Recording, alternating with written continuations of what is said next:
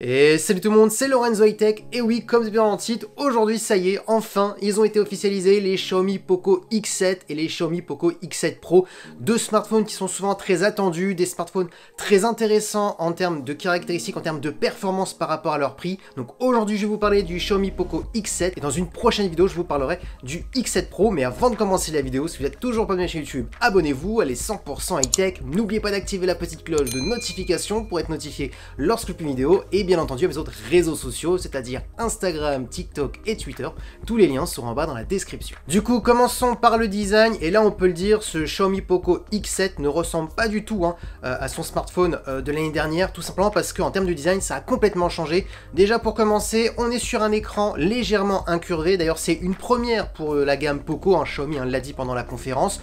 On aime ou on n'aime pas, c'est vrai que c'est un petit peu bizarre que Xiaomi met de l'incurvé, parce que c'est vrai qu'on voit de moins en moins de smartphones incurvés, parce que ça s'est dit, malheureusement c'est plus fragile quand le smartphone tombe quand on a un écran incurvé. Ils ont voulu essayer, donc voilà, on aime ou on n'aime pas, en tout cas je le trouve très joli. Pareil pour le dos du smartphone, on voit que c'est une gamme de Poco, mais en termes de design ça change vraiment complètement par rapport à celui de l'année dernière. Maintenant on va attaquer tout de suite les caractéristiques de la face avant. On a une grande diagonale de 6,67 pouces avec une très bonne définition Full HD+, accompagnée par une technologie d'écran AMOLED et accompagné par un taux de rafraîchissement de 120 Hz. Donc là tout de suite ce qu'on peut dire, ce qui est intéressant c'est vraiment l'écran AMOLED, le 120 Hz. Par contre attention, c'est un 120 Hz qui descend jusqu'à 60 Hz et qui monte à 120 Hz. C'est pas une dalle LTPO qui peut descendre jusqu'à 1 Hz, donc on est sur un 120 Hz plutôt classique. Ensuite le très bon point c'est la luminosité. On est entre 1200 et 3000 nits. Alors 3000 nits, enfin, je le dis souvent, mais quand on atteint des pics comme ça, souvent c'est du marketing. On a du mal à atteindre ces pics-là. Souvent c'est avec des logiciels, leur matériel à eux qu'ils arrivent à atteindre. Mais bon, ça prouve quand même qu'on est sur un smartphone plutôt lumineux, et pourtant on n'est pas sur un smartphone haut de gamme. Autre bon point, si vous aimez bien regarder des contenus multimédia, vous êtes servi, parce que cet écran est compatible avec tous les HDR les plus connus, c'est-à-dire l'HDR classique, l'HDR 10+, le Dolby Vision. Donc intéressant pour tout ce qui est Disney+, Netflix, sur smartphone. Ensuite, pour les personnes qui aiment bien faire des vlogs, qui aiment bien faire des photos avec la caméra frontale, on est sur un capteur de 20 mégapixels. Xiaomi a expliqué qu'ils avaient vraiment travaillé ce capteur pour avoir de bons résultats. Et bien entendu, pour la sécurité, ils ont mis du Gorilla Glass Victus 2, parce que oui, vu qu'on est sur un écran incurvé, ça reste fragile. Ils ont essayé de mettre la meilleure protection pour cette gamme de smartphones. Du coup, tout de suite, on peut le dire, pour un smartphone début, milieu de gamme, pour l'instant, les caractéristiques sont plus qu'intéressantes. Maintenant, parlons de la partie photo. Alors souvent, je vous le dis, la gamme Poco, leur point fort c'est plutôt l'écran, les performances pour le gaming. C'est souvent des smartphones pour gamers pas trop chers par rapport en termes de prix, donc souvent un bon rapport qualité-prix. Par contre niveau photo, c'est moins bon que la plupart des autres smartphones de Xiaomi. Maintenant cette année ils ont voulu un petit peu rassurer leur clientèle en disant qu'ils avaient quand même peaufiné, retravaillé leur processeur, leur traitement photo. Je vous donne les caractéristiques. On a un capteur de Sony de 50 mégapixels qui est stabilisé, donc ça c'est un bon point pour les vidéos et aussi pour les photos si vous bougez. On a ensuite un ultra grand angle de 8 mégapixels, donc pour faire des photos à plan large. Et le troisième capteur, c'est un macro de 2 mégapixels. Souvent ce troisième capteur, je ne sais pas à quoi il sert parce que la qualité est vraiment médiocre. Souvent c'est plus du marketing pour dire qu'on a 3 capteurs. Donc voilà, d'ailleurs en plus sur le Poco X7 Pro, ils l'ont retiré, on a juste 2 capteurs. Donc comme quoi ils savent très bien que c'est du marketing. Et concernant la partie vidéo, on pourra filmer en 4K, en 30 images par seconde. Et bien entendu, ça sera stabilisé parce qu'ils utilisent le capteur principal de 50 mégapixels pour filmer en 4K. Du coup, on peut le dire, franchement, c'est plutôt correct. On est vraiment sur un smartphone début milieu de gamme qui est plus consacré aux performances et à la qualité d'écran, un peu moins au niveau de la photo. Ça se ressent un petit peu sur la fiche technique, mais ça reste quand même correct et largement suffisant pour faire des petits clichés par-ci par-là. Maintenant attaquons leur point fort, et oui, les performances. Alors cette année, vous avez le choix entre 8 et 12 Go de RAM pour ce Xiaomi Poco X7. Comme processeur, ils ont choisi un processeur de MediaTek, le Dimensity 7300 Ultra.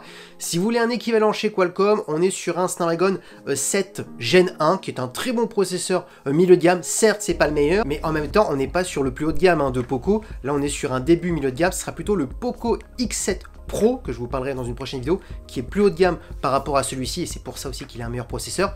Maintenant avec ce processeur, vous aurez aucun souci à faire tourner tous les gros jeux vidéo, Genshin Impact, Call of Duty Mobile, etc. C'est juste que pour certains gros jeux vidéo, il faudra peaufiner les réglages, c'est-à-dire entre moyens, et pour certains même, ça fonctionnera en élevé. donc c'est plus qu'intéressant par rapport à cette gamme de smartphones. Ils ont expliqué qu'ils avaient aussi retravaillé la chambre à vapeur, donc pour éviter tout ce qui est augmentation de chaleur lorsque vous faites des sessions de jeu pendant longtemps. Donc voilà, c'est plutôt intéressant. On est sur un smartphone pour faire du gaming. Ce sera pas le plus haut de gamme, mais ça sera quand même intéressant en termes de perf. Ensuite, en termes de stockage, vous aurez deux choix, 256 ou 512 Go. En termes de son, ce qui est intéressant, c'est qu'on est sur un son stéréo et en plus, on possède la certification Dolby Atmos, donc intéressant pour les personnes qui aiment bien regarder des contenus multimédia sur son smartphone. Maintenant, parlons de la batterie. On est sur une très grosse batterie de 5110 mAh avec de la recharge rapide de 45 watts. La marque a expliqué qu'en 52 minutes, on pouvait recharger complètement son smartphone, donc c'est un très bon point par rapport à la gamme de ce smartphone. Et pour terminer en termes de connectivité, on a de la Wi-Fi 6 et du Bluetooth 5.4. Et bien entendu, si vous avez peur de faire tomber votre smartphone dans l'eau, ce n'est pas un souci parce qu'il est certifié IP68, donc ça c'est une très bonne certification, encore une fois, pour la gamme de ce produit. Allez, maintenant on attaque les prix. Eh bien, ce Xiaomi Poco X7 a été annoncé au tarif de 299 €, mais attention, il y a une offre de lancement à 249 €, on peut arrondir à 250 €, donc ce qui est encore plus intéressant.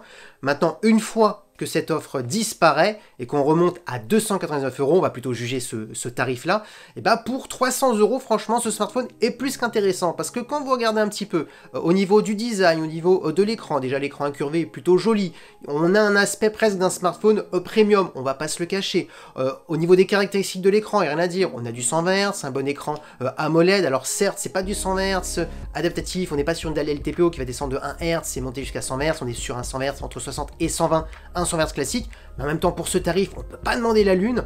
Ensuite, quand vous regardez la partie photo, on voit que c'est son petit point faible, ça sera vraiment des petits clichés par-ci par-là, il ne faudra pas être trop exigeant, mais bon, ça reste quand même plus que correct.